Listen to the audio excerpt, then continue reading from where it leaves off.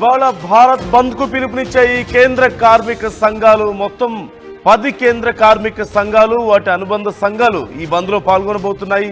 కేంద్ర ప్రభుత్వ కార్మిక రైతు వ్యతిరేక విధానాలపై నిరసన తెలుపబోతున్నాయి. కార్పొరేట్ సంస్థలకు అనుకూలంగా వ్యవహరిస్తోంది కేంద్రం అంటూ ఈ బంద్ కు పిలుపునిచ్చాయి. బ్యాంకులు, పోస్టల్, బొగ్గు గనుల్లో కార్యకలాపాలు బంద్ కానున్నాయి. రైళ్ల రాకపోకలు ఆలస్యమయ్యే అవకాశం ఉంది. బంద్లో మొత్తం 25 కోట్ల మంది కార్మికులు పాల్గొనబోతున్నట్లుగా అంచనా ఉంది. అసలు ఈ భారత్ బంద్ దేనికి అనే అంశం ఒకసారి చూస్తే, గత 10 సంవత్సరాలుగా ప్రభుత్వ వార్షిక కార్మిక సదస్సును నిర్వహించడం లేదని, కార్మిక ప్రయోజనాలకు విరుద్ధంగా నిర్ణయాలు తీసుకుంటోందని, సమిష్టి నిర్ణయాలను బలహీనపరిచేందుకు, యూనియన్ల కార్యకలాపాలను నిర్వీర్యం చేయడానికి, వ్యాపారం చేయడంలో సౌలభ్యం పేరుతో యజమానులకు అనుకూలంగా ఉండడానికి కార్మికులు 4 కార్మిక కోడ్లను విధించడానికి ప్రయత్నిస్తుందంటూ యూనియన్ల ఫోరం తన ప్రకటనలో తెలియజేస్తుంది. ప్రభుత్వం దేశ సంక్షేమాన్ని పక్కన పెట్టి విదేశీ, భారతీయ కార్పొరేటర్ల ప్రయోజనాల కోసం పనిచేస్తుందని, దాని విధానాలను తీవ్రంగా అనుసరిస్తున్నటువంటి తీరు చూస్తే ఇది స్పష్టంగా కనిపిస్తోందంటూ కూడా ఫోరం పేర్కొంది. ప్రభుత్వ రంగ సంస్థలు, ప్రజాసేవల ప్రైవేటీకరణ, అవుట్సోర్సింగ్ మరియు కాంట్రాక్టీకరణ, కార్మికులను సాధారణీకరణ చేసే విధానాలకు వ్యతిరేకంగా కార్మిక సంఘాలు ఈ పోరాటానికి దిగుతున్నటువంటి పరిస్థితి మనకు కనిపిస్తోంది.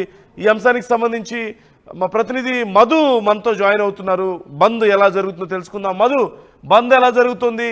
ముఖ్యంగా ఏ రంగాలు ఈ బంద్ ప్రభావం ఎక్కువగా ఉండే అవకాశం ఉంది? ఏ రంగాల మీద ఉండే అవకాశం ఉంది? మరి మొత్తం 25 కోట్ల మంది కార్మికులు పాల్గొంటారు అంటున్నారు. కార్మికులు ఏం చెప్తున్నారు? ఎగ్జాక్ట్లీ, అంటే కేంద్ర ప్రభుత్వం అనుసరిస్తున్నటువంటి విధానాలకు సంబంధించి కార్మిక సంఘాలన్నీ కూడా ఏకమై ఈ రోజు బంద్కు పిలుపునిస్తారు. మొత్తం కార్పొరేట్ సంస్థలకు అనుకూలమైనటువంటి నిర్ణయాలు ఉన్నాయి. ఇది కార్మికులకు వ్యతిరేకంగా కొనసాగుతున్నటువంటి నిర్ణయాలు. దాంతో పాటు ఆ విధానాల వల్ల కోట్ల మంది కార్మికులకు నష్టం చేకూరే అవకాశం ఉంది అనేటువంటి నిర్వాహకులు చెప్తా ఉన్నారు.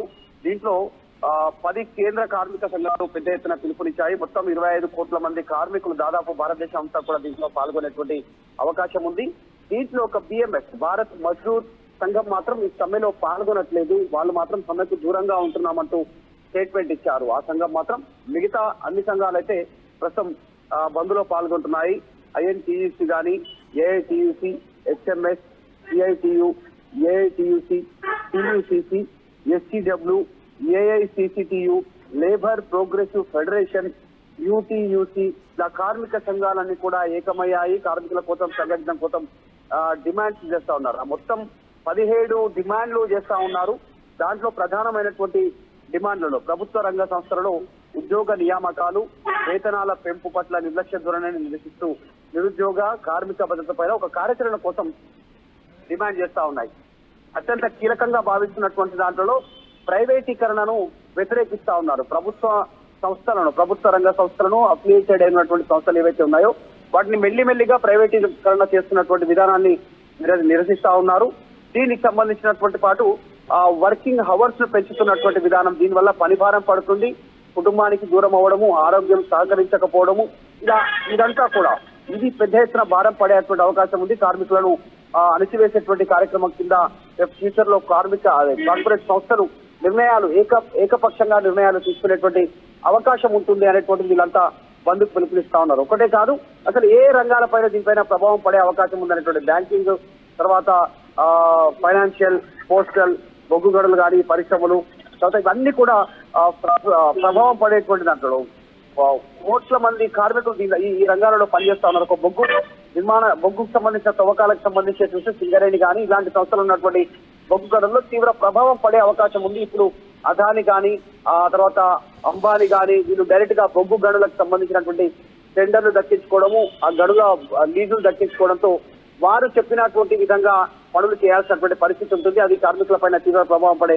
అవకాశం ఉంటుంది అనేటువంటి పెద్ద ఎత్తున చెప్తా ఉన్నారు. తర్వాత బ్యాంకింగ్ రంగాలకు సంబంధించినటువంటి విషయంలో చెకింగ్ ప్రాసెస్ కానీ, ఆన్లైన్ ప్రాసెసింగ్ కానీ, ఇదంతా కూడా ఆన్లైన్ వ్యవస్థ, ఇప్పటికే ఆన్లైన్ వ్యవస్థ వెల్లుడుకుపోయింది కాబట్టి దానివల్ల మరింత ఇబ్బంది పడే అవకాశం ఉంటుంది అనేటువంటిది. ఇక తర్వాత ఇప్పుడు ఆల్రెడీ తెలంగాణలో ఉన్నటువంటి ఆర్టీసీ లాంటి సంస్థలు కానీ, తర్వాత ట్యాక్స్ కానీ, రైల్వే ఇలాంటి వాటిలో కూడా ప్రైవేటీకరణకు అవకాశం ఇస్తుండడం పెద్ద ఎత్తున నష్టం చేకూరుస్తుంది కార్మికులకు అనేటువంటి డిమాండ్ అయితే చేస్తా ఉన్నారు. ఒక బిఎంఎస్, భారతీయ మజ్దూర్ సంఘం ఒక సంఘం ఈ బంద్కు దూరంగా ఉంటుంది. మిగతా సంఘాలన్నీ కూడా వాళ్ళు బంద్కు పిలుపునిచ్చారు.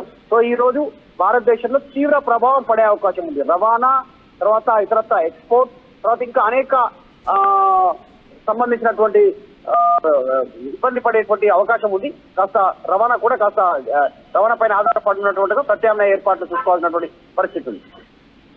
Right, thank you Madhu. మొత్తం మీద పబ్లిక్ ట్రాన్స్పోర్టేషన్ మీద ఖచ్చితంగా ప్రభావం పడే అవకాశం కనిపిస్తుంది. పోస్టల్ రంగం కూడా ఖచ్చితంగా ఈ విషయంలో పాల్గొంటుంది కాబట్టి, బంద్లో పాల్గొంటుంది కాబట్టి పోస్టల్ రంగం, రైల్వే, అలాగే ఇటు పబ్లిక్ ట్రాన్స్పోర్టేషన్కి సంబంధించి కూడా కొంత ప్రభావం కనపడే అవకాశం కనిపిస్తుంది. మొత్తం 10 కేంద్ర కార్మిక సంఘాలు, వాటి అనుబంధ సంఘాలు ఇందులో పాల్గొంటున్నాయి. 25 కోట్ల మంది కార్మికులు ఈ బంద్లో పాల్గొంటున్నట్లుగా ఇప్పటికే ప్రకటించారు. ముఖ్యంగా కేంద్రం యొక్క విధానాలను వ్యతిరేకిస్తూ, కేంద్రం విధానాలను తప్పుపడుతూ కార్పొరేట్ సంస్థలకు మేలు చేసేందుకు, మన దేశంలో అయినా సరే లేదంటే ఇతర దేశాల నుంచి పెట్టుబడి పెడుతున్నటువంటి కార్పొరేట్ సంస్థలకు మంచి చేయడానికి ప్రయత్నిస్తుంది తప్ప కేంద్రం కార్మిక సంఘాలకు ఎలాంటి మద్దతు ఇవ్వడం లేదని, కార్మిక సంఘాలను బలహీనపరిచే ప్రయత్నం కేంద్రం చేస్తుందని, దీనికి వ్యతిరేకంగా బంద్ ప్రకటించాయి. ఈ నేపథ్యంలో ఈరోజు కొన్ని పబ్లిక్ ట్రాన్స్పోర్టేషన్కి ఇబ్బంది అయ్యే అవకాశం ఉంది కాబట్టి ప్రజలు కూడా ఈ అంశానికి సంబంధించి జాగ్రత్తలు తీసుకోవాలి. ఈరోజు జరుగుతున్నటువంటి బంద్కి సంబంధించి మీరు కూడా మీ అభిప్రాయాలను తెలియజేయండి. కవిత కల్వకుంట్ల ఒక ట్వీట్ చేశారు, మనం చూస్తున్నాం స్క్రీన్ మీద. కార్మికులు పోరాడి సాధించుకునే 8 గంటల పని విధానం రద్దు చేయాలనే కుట్రలను తిప్పికొడదాం. కేంద్ర ప్రభుత్వం అప్రజాస్వామికంగా తెచ్చిన కొత్త లేబర్ కోడ్లను రద్దు చేయాలని కోరుతూ కార్మిక సంఘాలు ఈరోజు అంటే బుధవారం రోజు పిలుపునిచ్చినటువంటి దేశవ్యాప్త సార్వత్రిక కార్మిక సమ్మెకు సంపూర్ణ మద్దతు ప్రకటిస్తున్నాం. కార్మికుల హక్కులను కాలరాసే కొత్త కార్మిక చట్టాలను ఉపసంహరించుకోవాలని డిమాండ్ చేస్తున్నామంటూ కవిత డిమాండ్ చేస్తూ ఒక పోస్ట్ చేశారు ఎక్స్ వేదికగా. ఈ అంశానికి సంబంధించి ఈరోజు కార్మిక సంఘాలు బంద్కు పిలుపునిచ్చిన అంశానికి సంబంధించి మీరు కూడా మీ అభిప్రాయాన్ని తెలియజేయండి. కేంద్రం అనుసరిస్తున్నటువంటి విధానాలు కార్మిక సంఘాలను నష్టపరుస్తున్నాయని, కార్పొరేట్ సంస్థలకు బెనిఫిట్ చేసేలా కేంద్ర ప్రభుత్వం వ్యవహరిస్తుందంటూ చేస్తున్నటువంటి ఆరోపణ విషయంలో